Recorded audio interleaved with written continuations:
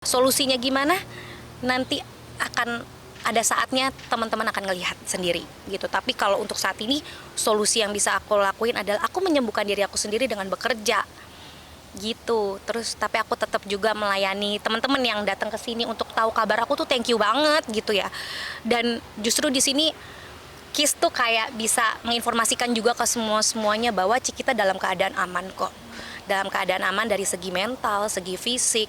Karena aku kemana-mana juga sendiri kan nggak ada yang jagain aku juga, dan dari situ pemirsa bisa menilai kok bahwa aku di sini baik-baik aja dan aku tidak lagi fokusnya ke situ. Terus minggu depan anak juga udah mau masuk sekolah, jadi pemberitaan kayak gitu aku minta juga ya jangan terlalu agresif lah gitu ya. Kalau bisa ke dalam kenapa harus keluar gitu ya kan. Jadi makanya sekarang ini aku lebih kayak fokus sama diri aku sendiri, nggak mau berstatement apa-apa. Dan teman-teman juga harus bisa lah pemirsa di rumah tuh menerima sesuatu itu ya di filter gitu. Oke, kalau misalnya sebelumnya nih ada itikat baik dan semuanya normal kembali, apakah akan merasa lebih lega gitu? Aku sekarang pun juga sudah lega. Karena gitu, nggak ada permasalahan, ada itikat baik dan akhirnya gitu loh. Nggak, hati kecil manusia itu pasti ada. Jadi tanya ke hati kecilnya gitu. Karena hati kecilku berkata bahwa ini musibah, ini lika-liku hidup, dan aku nggak mau menyayangkan bahwa segala sesuatu terjadi itu Tuhan tidak berpihak ke aku. Tidak, justru Tuhan sayang sama aku, menjauhkan aku dari hal-hal toksik, diperlihatkan yang buruk sebagaimana seburuk-buruknya. Jadi lama-lama aku jadi ikhlas sekarang. Ikhlas untuk tidak merespon, ikhlas untuk menyembuhkan diri. Karena percuma kalau direspon, bukan ranahnya pemirsa. Ranahnya udah di badan-badan yang harus mengurus itu semua gitu kan. Jadi ya hadapin aja. Ngapain mesti menghindar gitu kan. Justru aku bahagia dengan aku sendiri bisa memutuskan ini, bisa kemana-mana sendiri gitu ya. Berarti tidak ada yang aku khawatirkan di dunia ini, karena aku tahu Allah bakal ngelindungin aku di setiap langkah aku. Dan doa orang tua pasti mengalir setiap harinya, setiap detik.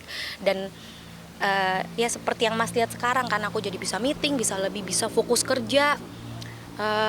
Karena memang aku harus benar-benar menguatkan diri aku dan keluarga di kondisi seperti ini, yang sebenarnya aku ya sendiri udah kayak oh aman, tapi kan keluarga yang menerimanya kan kaget, nggak biasa. Apalagi kita yang udah biasa di public figure, yang diberitakan, kayak aku sudah terbiasa menghadapi wartawan, sudah biasa dihadapi hujatan, sudah biasa dihadapi fitnah. Tapi aku masih bisa tegar berdiri di hadapan pemirsa ya karena memang aku harus bicara gitu, ya. Tapi ada hal-hal yang bisa aku bicarakan di ranahnya yang khusus gitu. Kalau saat ini mungkin aku bisa menginformasikan ya aku baik-baik aja teman-teman.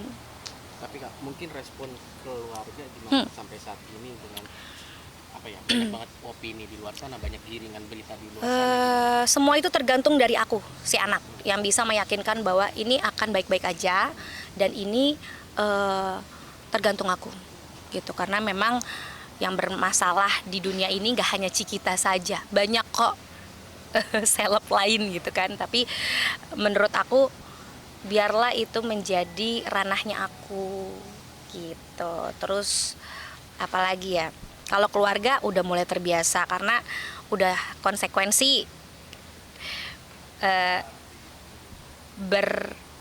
berkeluarga dengan public figure yang mudah diberitakan gitu kan. Jadi ya menurut aku harus pintar-pintarnya aku gimana caranya ngebuat keluarga itu yakin bahwa semuanya akan baik-baik saja gitu. Artinya diri kamu ini benar-benar positive vibe lah untuk ya, menghindari apapun yang ada ya, di luar sana. jadi kan? biarin aja semuanya dar der dor. Tapi lihat kan di sini adem sepoi-sepoi ya. Berarti kan nggak ada apa-apa sebenarnya. Kalau yang pemirsa dengar ramai atau segala macam, iya mungkin memang sekarang lagi diberitakan seperti itu, tapi kenyataannya kita baik-baik aja, lebih kepada fokus sama diri sendiri.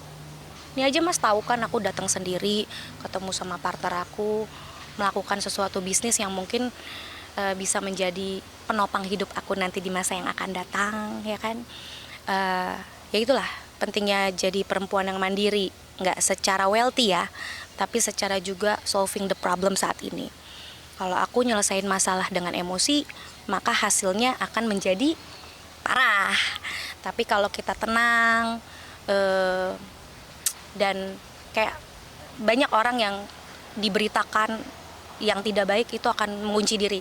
Tapi kalau aku tidak, aku lebih kepada ya gue tetap produktif nih, ada teman-teman aku juga gitu. Jadi menurut aku kayak penguat tuh asalnya dari manapun gitu. Yang kita khawatirkan itu adalah kita takut nanti besok makan apa ya, ini makan apa ya. Sekarang itu lagi masa resesi guys. Jadi menurut aku jangan dikhawatirkan. Jadi lebih baik kalian produktif aja, ketemu banyak orang, memberikan berkah, mempertemukan, dan itulah rezeki tertukar semua di situ. Artinya saat ini kamu work life balance aja ya?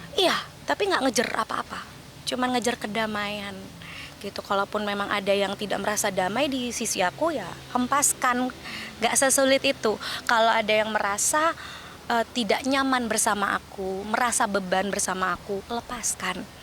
Karena aku pribadi juga tidak pernah, bukan tipe orang yang misalnya berteman, orang itu nggak sama aku, terus aku cengkrem, kamu harus sama aku. Aku tipe orangnya nggak kayak gitu mas, gitu. Jadi roda berputar, circle pun juga akan muter-muter kan. Jadi dari situ aku berpikir kita akan bertemu dengan banyak orang, sampai akhirnya kita yakin bahwa dunia ini sementara sebenarnya. Jadi kita nggak bisa tuh temenan sama itu aja gitu. Ada teman bisnis, ada teman cerita. Teman cerita belum tentu bisa jadi teman bisnis belum tentu jadi bisa bestie gitu.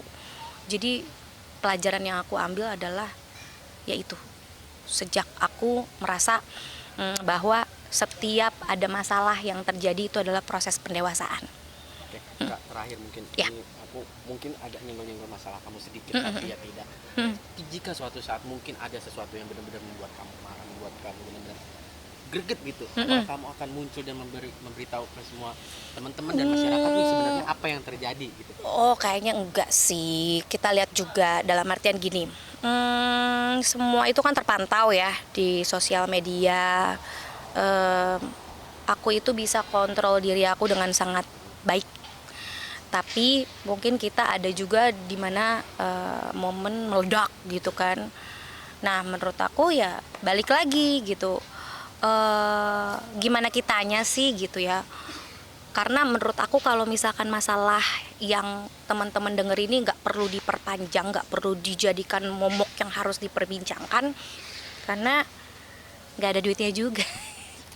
Kemudian kalian cari duit aja kan, affiliate kayak aku siaran gitu-gitu, jadi lupa masalahnya. Jadi aku segampang itu ngelupain masalah sih sebenarnya.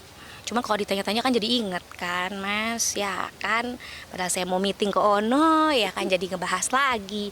Ya pokoknya intinya gitu. Apa ya?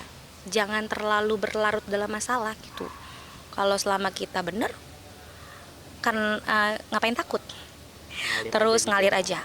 Kalau kita jujur, ngapain takut? Terus apalagi ya? Apa ya, jangan lempar batu sembunyi tangan lah gitu. Aku sih mikir oh ternyata orang bisa berubah.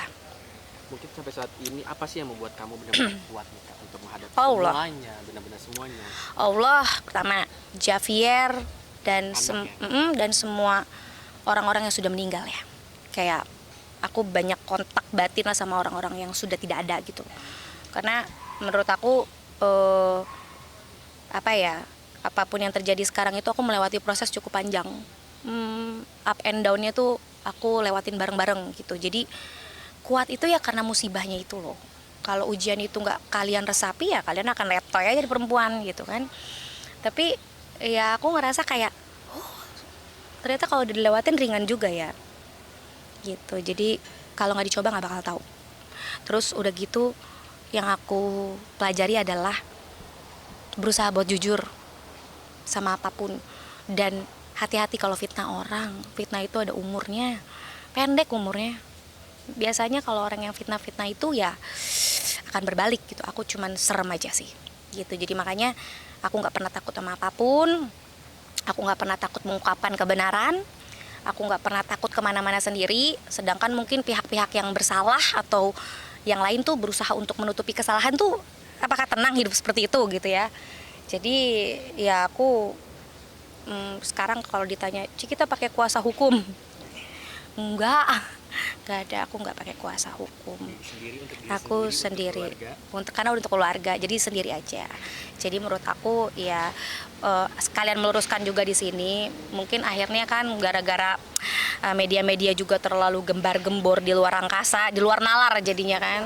Enggak, Ci, kita nggak sejauh itu kok. Aku nggak pakai kuasa hukum, dan mungkin teman-teman aku itu mensupport saja, jadi berpikir bahwa dia dikuasakan dari aku. Tapi thank you loh buat teman-teman lawyer yang sudah mengaku menjadi kuasa hukum aku. Berarti kamu sayang sama aku sebagai temen gitu, dan aku juga sayang sama kamu sebagai temen gitu. That's it gitu. Tapi udahlah, di stopin aja lah berita-berita yang nggak penting itu gitu, karena akunya baik-baik aja. Nggak usah sentil-sentil aku lagi gitu ya, karena aku tidak mengajak berperang.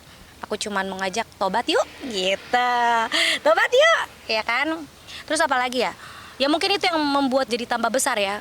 Dan aku punya ranah sendiri untuk menjawabnya pelan-pelan karena sendirian.